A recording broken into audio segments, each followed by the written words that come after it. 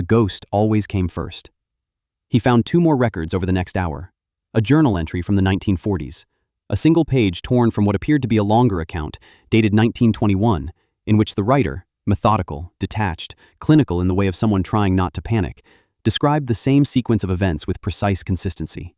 The apparition of a known deceased individual, a period of apparent resolution, and then the other thing, which the 1921 writer described only as the prior presence and refused to elaborate on further, except to note that it did not haunt individuals, it haunted locations.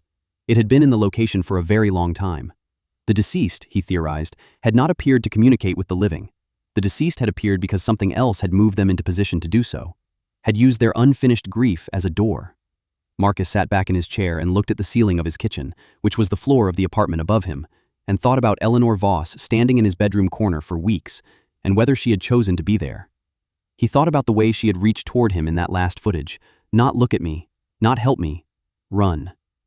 He thought about the scratches on his shoulders, pressing down from above. He didn't run. He stayed, the way people stay when they have finally understood something, and the understanding has cost them the ability to move. He stayed, and he watched the camera feed on his laptop in real time, the bedroom visible and still and empty, the corner by the door dark and unoccupied. At 3:08 a.m. exactly, the camera turned itself off. The new tenant moved in on a Thursday in late spring. Young woman, early 30s, recently relocated for work. She had a pleasant face and a sensible amount of furniture, and she tipped the movers well. The building manager showed her around the apartment, and she said she loved the light in the mornings, the way it came through the bedroom window and fell across the floor in long, clean angles. She slept well the first 2 nights, deeply, without dreams, the untroubled sleep of someone who has been carrying boxes and is finally, gratefully, still.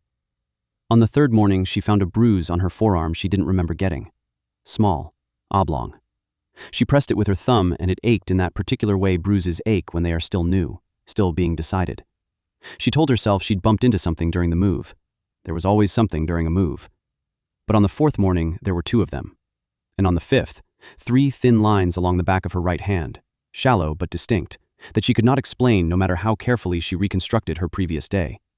She mentioned it to a friend over the phone that evening, laughing a little at herself as she described it. The bruises, the scratches, the strange tiredness she couldn't seem to sleep off no matter how many hours she put in. Her friend suggested maybe she was moving around in her sleep. Maybe she was sleepwalking. She should see a doctor, her friend said, or at the very least, set up a camera. In the corner of the bedroom, where the wardrobe cast its shadow against the wall, something that had been waiting for a very long time settled into position. On the dresser, left behind by the previous tenant, a small, wide-angle camera pointed toward the bed.